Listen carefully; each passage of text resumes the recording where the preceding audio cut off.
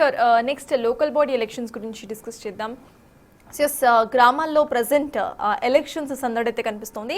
నామినేషన్లతో పార్టీల జోరు అదేవిధంగా కొనసాగుతోంది. అయితే కొన్ని గ్రామాల్లో మాత్రం వేలం పాటలు సైతం కొనసాగుతున్నాయి.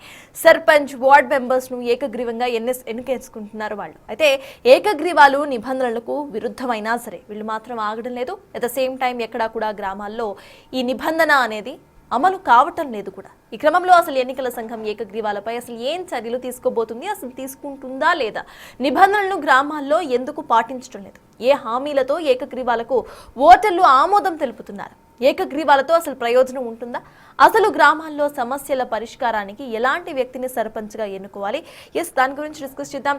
సార్ రీసెంట్లీ ఏంటి ఇవాళ వి గాట్ ఎ న్యూస్, వేలం పాట వేసుకొని ఉన్న వాళ్ళందరిలో ఒకళ్ళు అక్కడ నుంచున్నట్టుగా అర్థమవుతుంది. 20 lakhs వేలం పాటలో పలికినట్టుగా ఆ మొత్తం డబ్బుని వీళ్ళు టెంపుల్ డెవలప్మెంట్కి వాడినట్టుగా అర్థమవుతుంది. సో ఇలా చేసి ఆ తర్వాత ఒకరిని ఎన్నుకోవడం అనేది కరెక్టే అంటారా? అంటే వాళ్ళ డెవలప్మెంట్, సొంతంగా వాళ్ళ డెవలప్మెంట్ని వాళ్ళే వెనకేసుకొస్తున్నారు అని అనుకోవాలా మనం? ఇప్పుడు దీన్ని ఏకగ్రీవం అనలేము, రూకగ్రీవం అంటున్నారు. అంటే రూపాయలతో వచ్చే ఏకగ్రీవం అది, అందువల్ల రూకగ్రీవం అది. సో మీకు ప్రజాస్వామ్యానికి వేలంపాట పాడితే ఎలా? మరి అలాంటప్పుడు ఎమ్మెల్యేలకు ఎందుకు వేలంపాట ఉండకూడదు, సర్పంచ్లకు ఎందుకు? మరి ఎమ్మెల్యేలకు కూడా వేలంపాట ఉంటే పని అయిపోతుంది కదా. మీరు ఎవరు ఎక్కువ నియోజకవర్గం డబ్బులు ఇస్తే వాళ్ళని ఎమ్మెల్యేగా ఎన్నుకుందాం. ఇది ఎన్నికెట్లయితుంది? ప్రజాస్వామ్యం అంటే వేలంపాట కాదు కదా. మరి రేపు ముఖ్యమంత్రి పదవి కూడా వేలంపాట పాడి ఏకగ్రీవంగా ఎన్నుకుందామా? ఎమ్మెల్యేలతో సంబంధమే లేదు. ఎవరు రాష్ట్రానికి డబ్బులు ఇస్తే వాళ్ళని ఎమ్మెల్యేగా ఎన్నుకుందాం. ప్రధానమంత్రి కూడా వేలంపాట పాడదాం.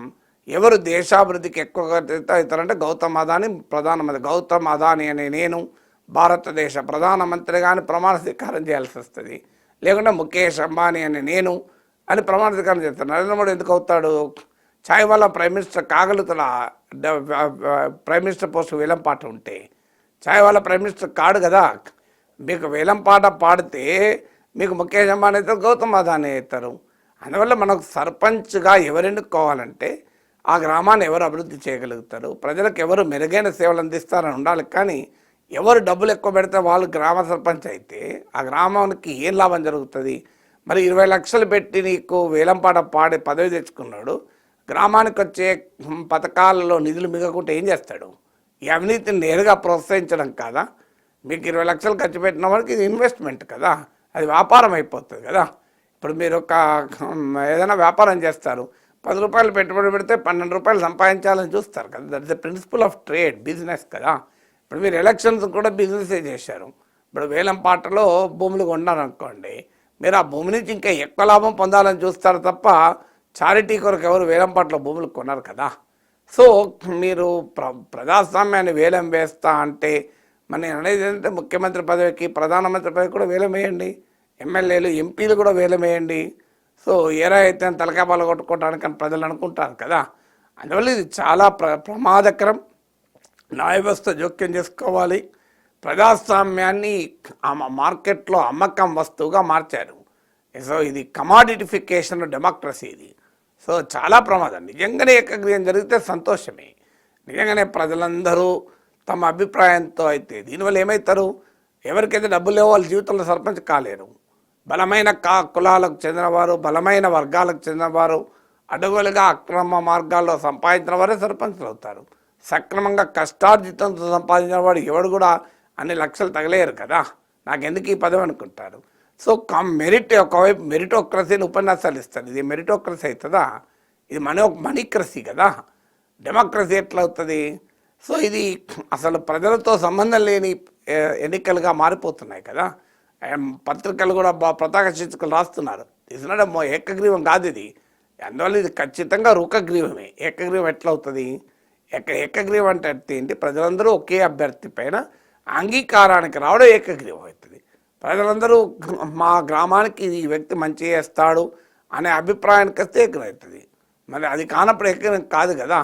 అంటే పార్టీ గుర్తు మీద జరిగే వాటికి కూడా ఏకగ్రీవం చేయండి, పంచాయతీ అయిపోతుంది కదా.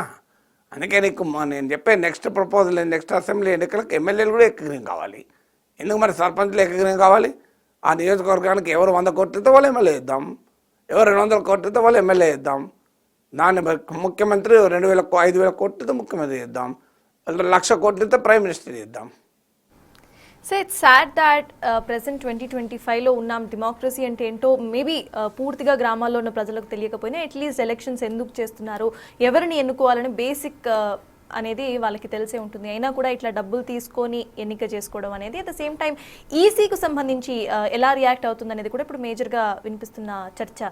సో ఈసీ ఎలా రియాక్ట్ అవ్వాలి అంటారు? ఏకగ్రీవాలపై ఒక ఆంక్ష అనేది అంటే ఖచ్చితంగా గ్రౌండ్ లెవెల్ నుండి అమలు అవుతుందా లేదా అని కూడా చూసుకోవాల్సిన అవసరం ఉందనుకోవాలా మనం? ఎన్నికల కమిషన్ నిద్రపోతుంది. ఎన్నికల కమిషన్ మేల్కొని ఇట్లా ఎందుకు జరుగుతుంది? కళ్ళ ముందు కనబడుతుంటే ఇప్పుడు మీకు నాకు తెలిసినప్పుడు ఎన్నికల కమిషన్ తెలియదా? వాళ్ళు పేపర్లు చదవరా? ఎన్నికల అధికారులు టీవీలు చూడరా? నాకు అర్థం కాదు. ఇప్పుడు 20 లక్షలు పెట్టి సర్పంచ్ పదవి కొనుక్కున్నాడంటే అది ఏకగ్రీవం ఎట్లయితుంది? మరి ఎన్నికల కమిషన్ నిద్రపోతుందా? మనకు తెలిసినప్పుడు ఎన్నికల కమిషన్ తెలియదా? వాళ్ళకేంటి మళ్ళీ దే లాస్ట్ బాధాడు ఎక్కడ ఎవడెక్కడ పోతా నాకేంది అని. మనం ప్రజలను తప్పు పట్టకూడదు. ప్రజలు ఏం చేస్తారు? ప్రజలకు ఏ రాయితే తలకాయ పల కొట్టుకోవడానికి ఏ తాను ముక్కలైతేంది, అన్ని పార్టీలో అట్లనే తయారయ్యారు అనేటువంటి ఒక నిరుత్సాహం నుంచి కూడా ఇలాంటి ధోరణి ప్రబలవచ్చు. అందువల్ల మనం ప్రజల్ని తప్పు పట్టడం కాదు, నాయకుల్ని తప్పు పట్టాలి, రాజకీయ పార్టీలను తప్పు పట్టాలి, వీటిని నియంత్రించలేని ఎన్నికల కమిషన్ తప్పు పట్టాలి, వీటిని ఆపాల్సినటువంటి బాధ్యత న్యాయ వ్యవస్థ పైన ఉంటుంది, మీడియా పైన ఉంటుంది. మనం వీటిని సెలబ్రేట్ చేయకూడదు. ఇదొక ప్రమాదకరమైన ధోరణిగా ప్రజల్ని ఎడ్యుకేట్ చేయాల్సిన అవసరం ఉంది.